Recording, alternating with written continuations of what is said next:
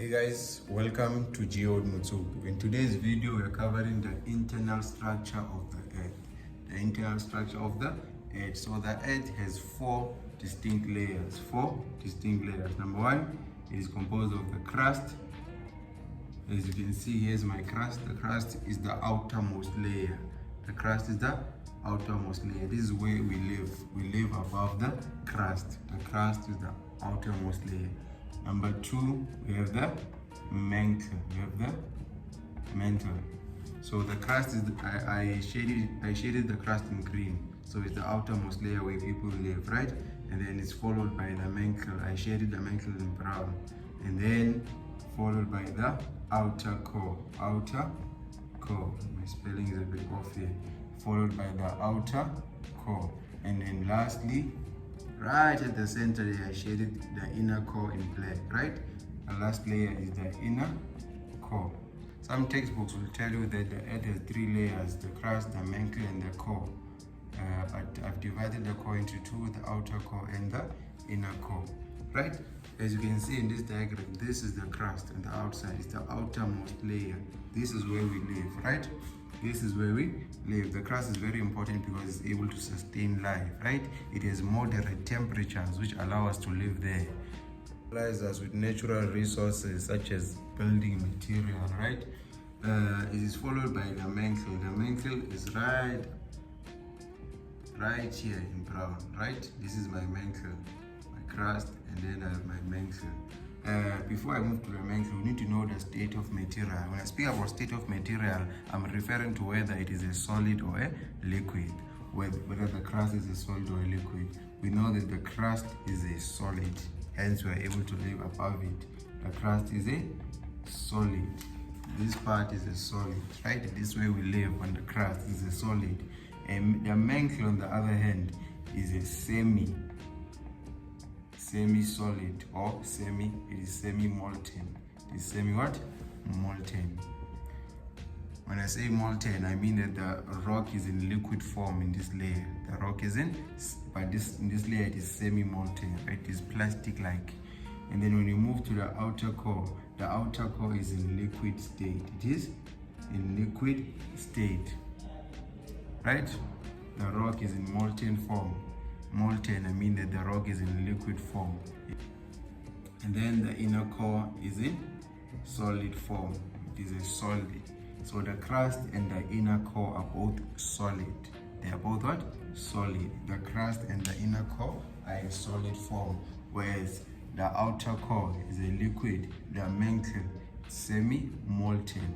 Mantle, M for molten. It is semi-molten, right? And the outer core, it's a liquid also.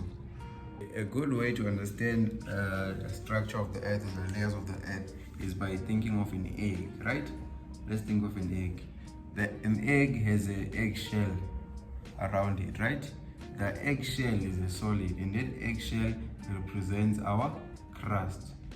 The eggshell represents our crust.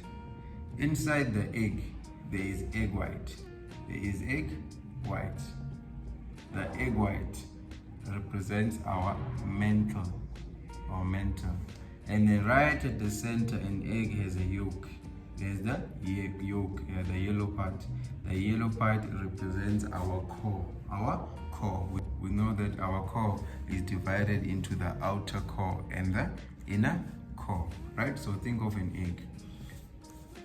The eggshell is the crust. That's where we live. That's where humans are found. We live on the outermost layer, which is the crust, right? Inside the egg, we have the egg white. The egg white represents our mantle. And then the yolk right at the center represents the core.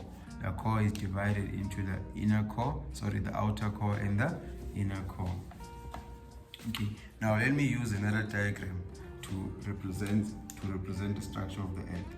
Let me draw it like this. We know that this top layer, let me draw someone there, right? We live on the outermost layer, which is known as the crust. Right? The layer found below the crust is the mantle. Below the mantle, we have the outer core. We have a crust, we have a crust. We have the mantle, we have the mantle. Below the mantle, we have the outer core, we have the outer core. Below the outer core, we have the inner core. We have the inner core, right? We have the inner core. Now let's start by talking about the crust one more time, right? So the crust, there is a crust over the continents, right? Over the continents, I mean over the land. And then there's a crust under the oceans, right? Under the oceans. Okay, so let me throw an ocean on this side. Let me throw the crust below the ocean and the crust above the land, right?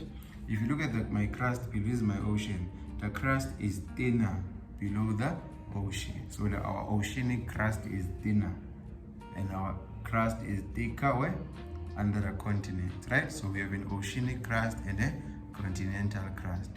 Under the oceans, the crust is thinner.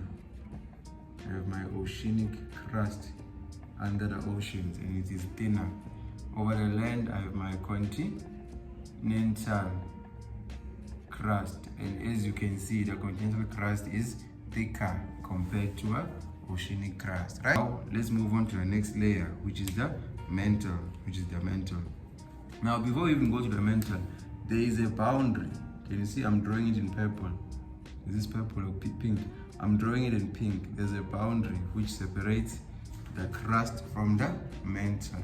There's a boundary separating the crust from the mantle. I drew it in pink. This boundary is known as the Moho discontinuity. Moho or Mohorovičić discontinuity. It is the let me write it somewhere here. This boundary here in pink, which separates the crust from the mantle, is known as the, let me write it somewhere here, Mohorovičić discontinuity. The boundary which separates the crust from the mantle is known as the Mohorovičić discontinuity, or you can just say the Moho discontinuity is fine, right? This boundary was discovered in 1909, right? The Mohorovičić discontinuity, a boundary separating the crust from the mantle, right? Okay, let's move on to our mantle. Our mantle is the layer found below the crust, right? It is semi-molten, or it is a semi-solid, right? Unlike the crust is a solid. It is a solid, right? It is semi-molten, right? The outer core is a liquid.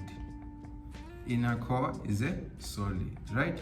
As you go down, from the crust going down, temperature increases as you go down. As I move from the crust towards the inner core, the temperature increases, right? You can go up until 5,500 degrees Celsius. This is an estimate, right? Some textbooks even say 6,000 degrees Celsius, right? But this is how high temperatures can go. This is an approximation, plus minus 5,500 degrees Celsius, right? So as you go down, temperature increases, but not only temperature, pressure intensity also increase, right? If you look at the crust, there's lower temperatures there, but as you go down, there's high temperatures.